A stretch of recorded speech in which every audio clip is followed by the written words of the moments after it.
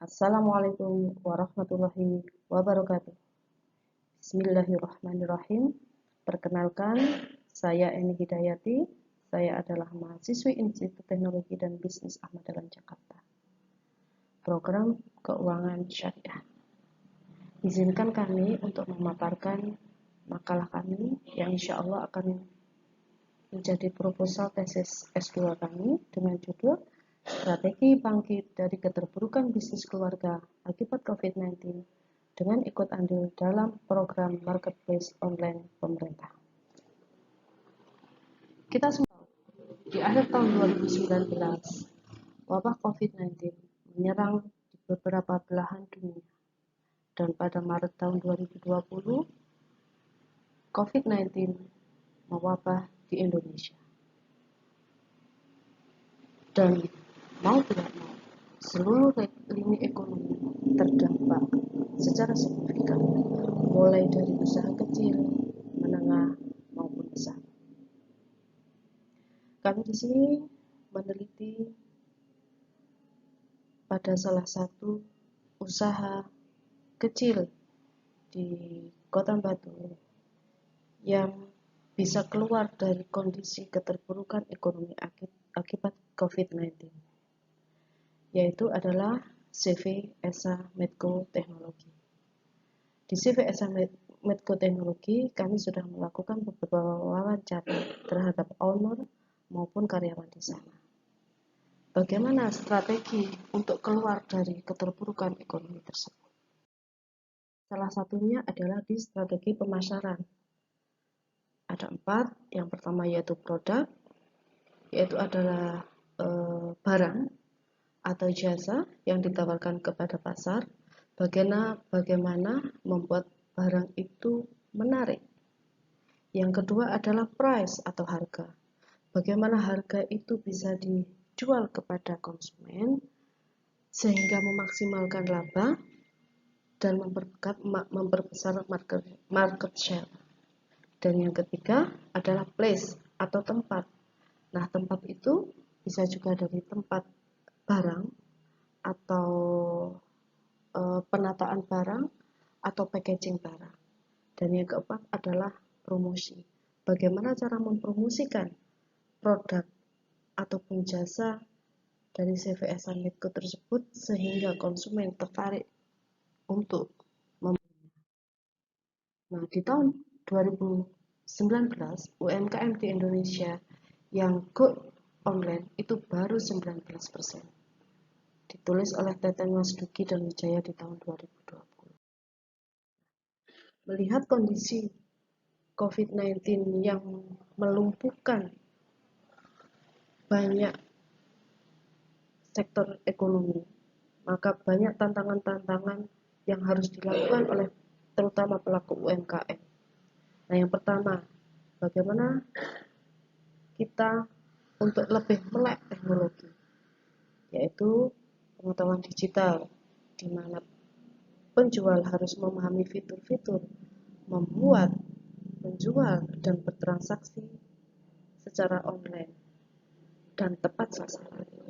Yang kedua, dari sisi operasional, yaitu fasilitas yang sesuai untuk produksi penyimpanan barang dalam ukuran yang lebih besar dan bisa tahan lama, sehingga meminimalisir kerugian-kerugian yang nanti akan terjadi. Nah, yang ketiga yang paling penting adalah mempersiapkan sumber daya manusia yang kompeten. Karena tanpa sumber daya manusia yang kompeten, apalah sebuah produk ketika sudah bagus, harga bagus, tapi tidak ada sumber daya manusia yang bisa menjual kepada konsumen. Nah, kita tahu bahwasanya ada beberapa macam marketplace online. Yang pertama, marketplace umum seperti Shopee, Bukalapak, Tokopedia, Blibli, dan lain sebagainya, yang insya Allah 90% dari kita pernah menggunakan itu. Itu sasarannya lebih kepada pembeli umum. Nah, yang kedua, marketplace pemerintah. Ada juga macam-macamnya. BUMN Kementerian BUMN Erick Thohir mengeluarkan namanya Marketplace Online Padi UMKM. Untuk sekolah ada Siplah, untuk pemerintahan juga ada MPIS, Jatim Bejo, e-katalog, LPSE, dan sebagainya. Nah, di sini melihat peluang itu, maka CVSA Medco langsung membuat terobosan-terobosan yang signifikan untuk bangkit dari keterpurukan itu dengan lebih condong kepada marketplace online pemerintahan. Kenapa? Karena ketika kondisi ekonomi jatuh, rakyat yang akan merasakan pertama kali ekonomi susah. Artinya untuk membeli suatu barang ataupun jasa lewat marketplace online atau langsung, mereka akan berpikir 2, 3, atau bahkan lebih. Sedangkan kalau pangsa pasarnya adalah pemerintahan ataupun sekolah ataupun instansi, dana mereka tetap ada. Artinya mereka tidak bisa menjalankan roda pemerintahan ketika dana untuk operasional tidak ada. Maka CVSA Medco Teknologi lebih memilih untuk menggencarkan, memperbaiki di marketplace online pemerintah. Dan kenapa lebih memilih itu? Banyak hal yang nanti akan didapatkan. Yang pertama, digitalisasi pengadaan langsung. Artinya, kita tidak perlu harus door to door. Kita tidak harus ketemu langsung karena kondisi COVID-19 adalah banyak hal yang sudah berubah. Mulai dari tidak boleh bertemunya orang secara besar-besaran, lebih kepada WFH, maka digitalisasi pengadaan langsung itu penting.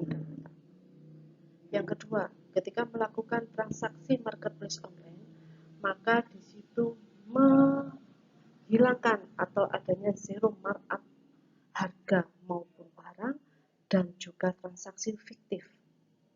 Nah, yang ketiga, adanya sebuah transparansi. Semua tercatat secara digital. Baik barang yang dibeli, transaksi keuangannya, sampai di pajak, dan sampai di hal-hal yang kecil. Misalnya pendokumentasian dan sebagainya.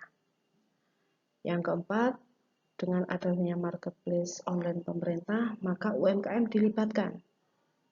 Tidak hanya yang selama ini ketika di pemerintahan itu adalah yang terlibat adalah bisnis besar. Nah, disinilah pemerintah punya andil besar untuk meningkatkan perekonomian terutama UMKM. Yang kelima adalah direct payment atau auditable dan mudah dimonitor. Nah, direct payment ini memudahkan juga bagi UMKM untuk tetap bisa melanjutkan perekonomian.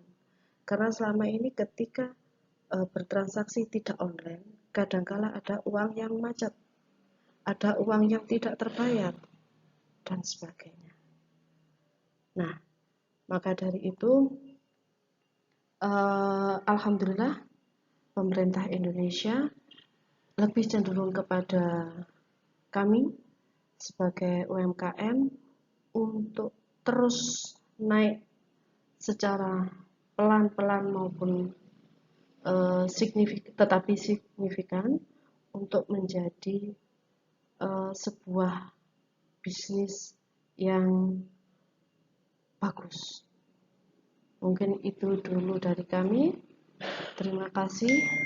Wassalamualaikum warahmatullahi wabarakatuh.